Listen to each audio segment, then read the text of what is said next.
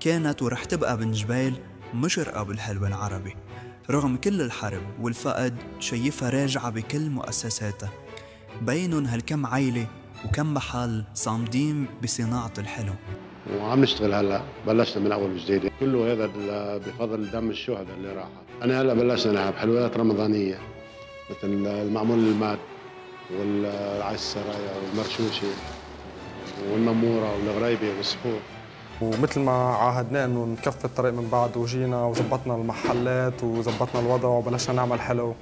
وهلا اجى شهر رمضان الكريم، شهر الخير والبركه، فبلشنا كمان مثل ما هو كان موصينا، وين عم نعمل حلويات وعم نعمل حلويات رمضانيه، وكمان بنفس الوقت مع مراعاه لظروف العالم والوضع الاقتصادي الصعب اللي نحن عايشينه. هول المحلات مثلهم مثل كتار أصيبوا بفقد بأعز ما عندن، ولكن حسب ما عم نشوف باقيين مكملين وماشيين على درب الرزق الحلال.